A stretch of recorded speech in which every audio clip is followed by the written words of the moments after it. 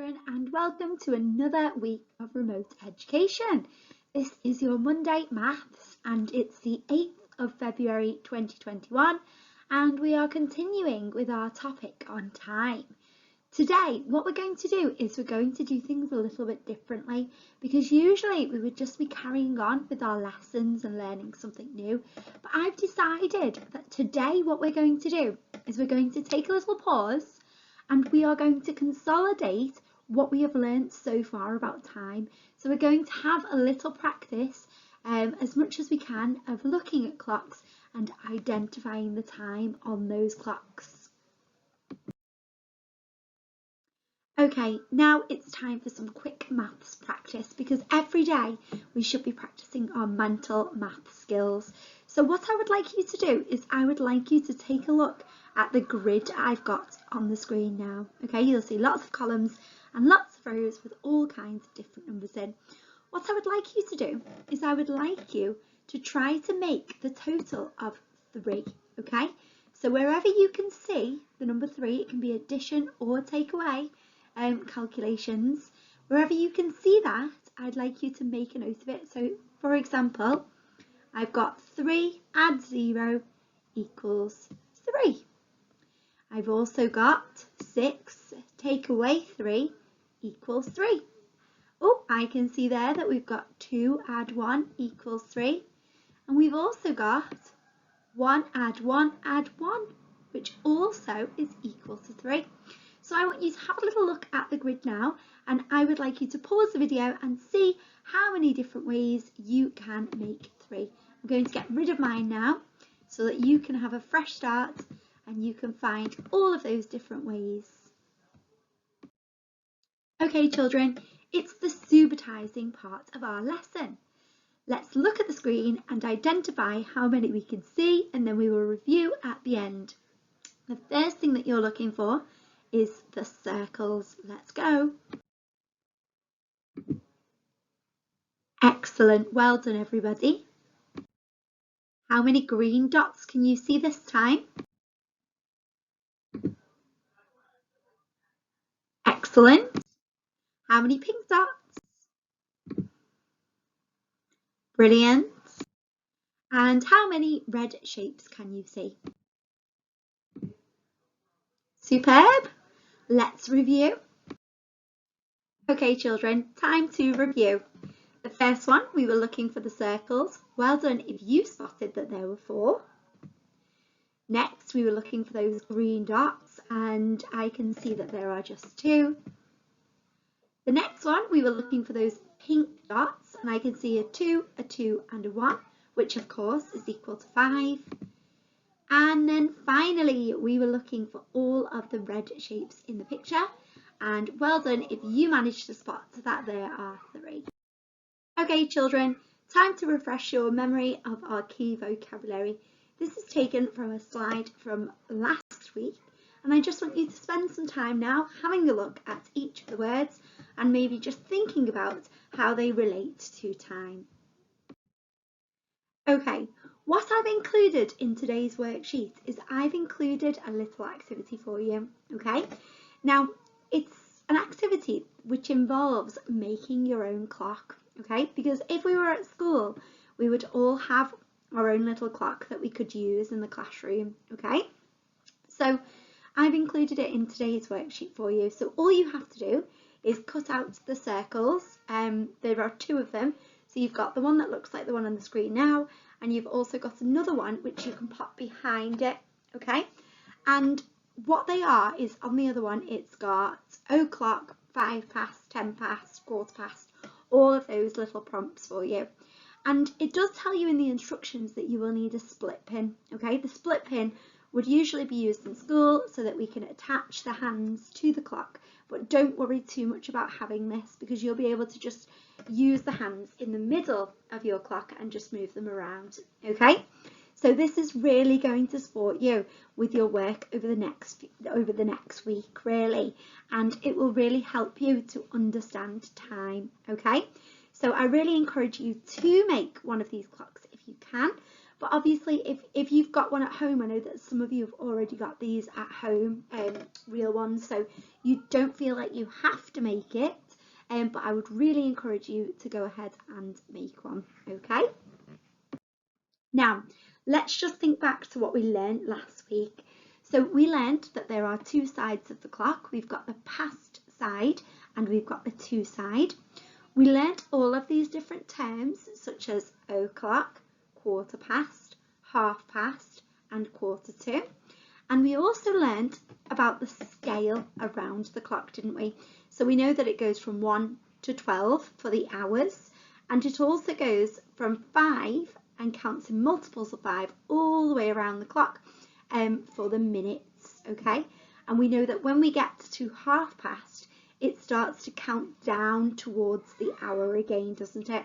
So it's no longer past, it's now counting towards or to the next hour, okay? So that's just a little recap about what we learned last week. And what I would like us to do now is I would like us to pause the video and have a little go at refreshing our memories and have a go at reading the time on each of these clocks that you can see. So you can go ahead and pause the video now and come back and play me to see if you've got any of these correct. Okay, off you go. Okay, so if we look at the first one, I'll just point out which one I'm looking at the moment. This one here. We can see that the blue hand, or the longer one, or the minute hand, is pointing at the 8.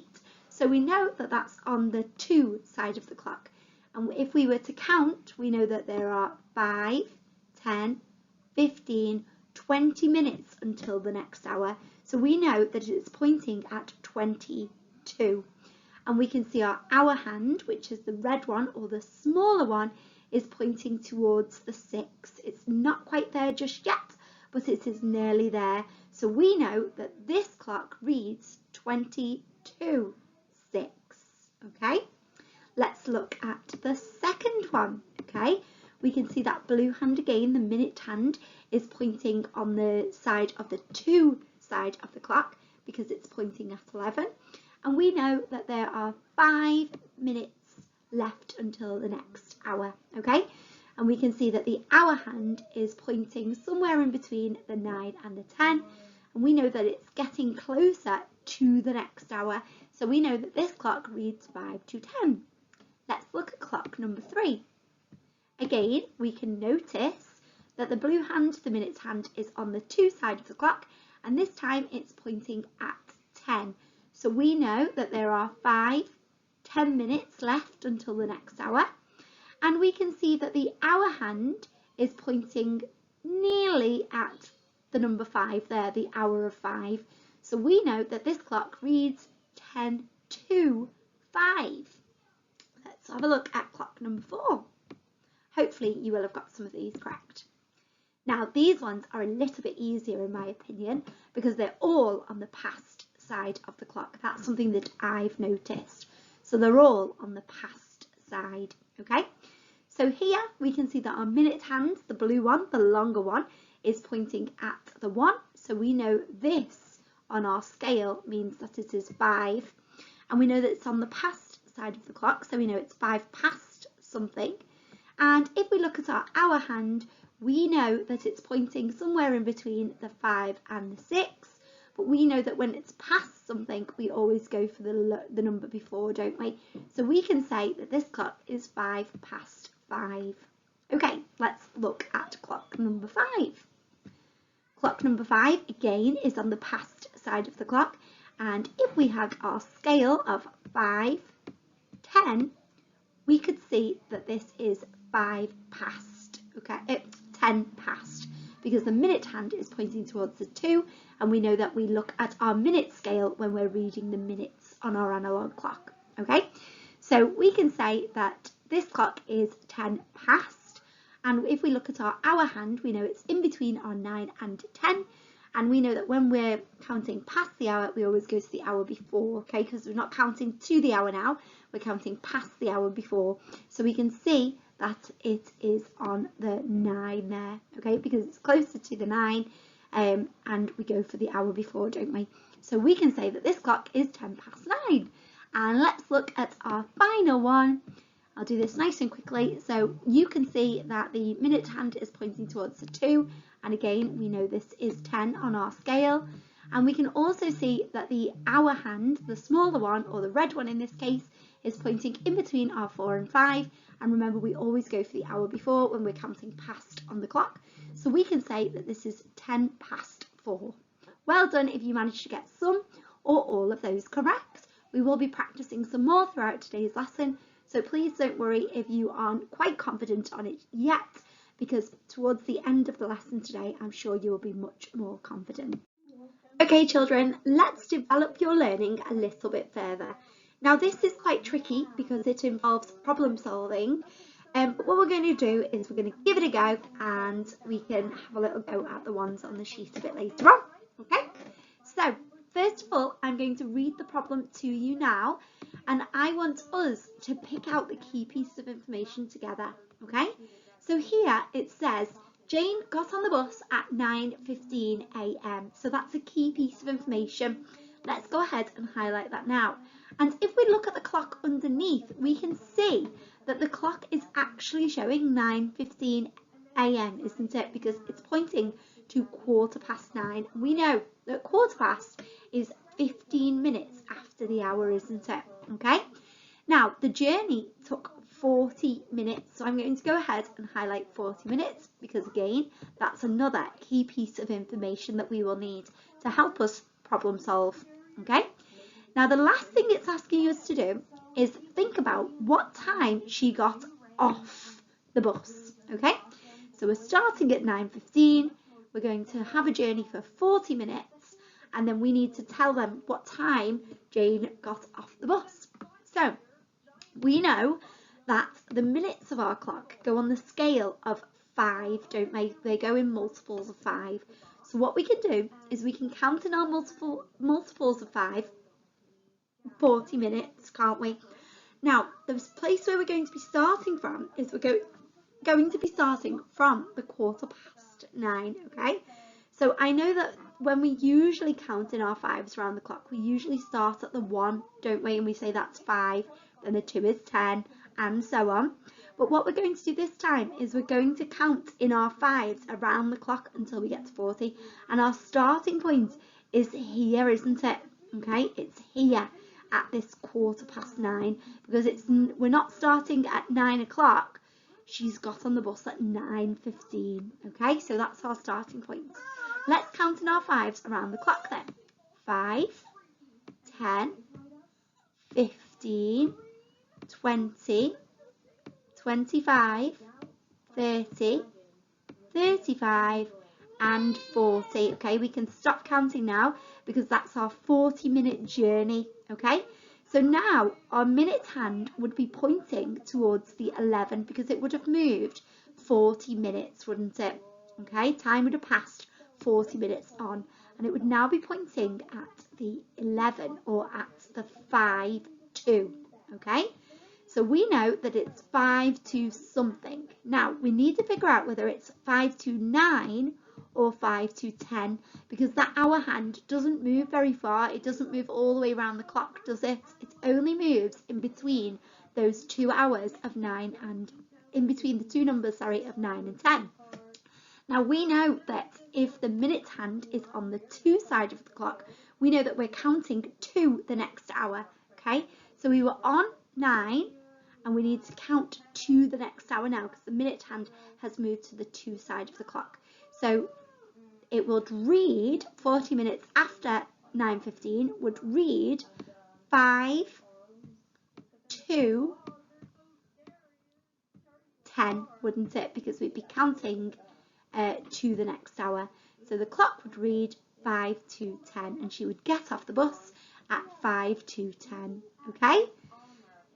Excellent work, everybody. Problem solving is something which is quite tricky, so hopefully you'll get the opportunity to have a little go at that today. Okay, children, there are 2 sheets for you to complete in today's lesson. The first one has lots and lots of clocks on it, and I want you to practice writing the times on the clocks, because I feel like the more you do it, the more confident you will become. Okay, so you've got lots and lots of practicing to do there.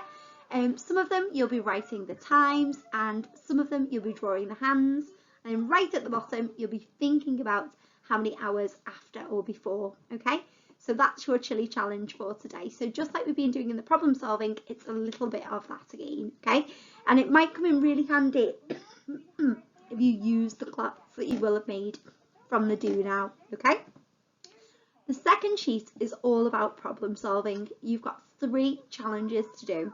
There's a mild one, a medium one, and a hot one. Okay, so they increase in difficulty.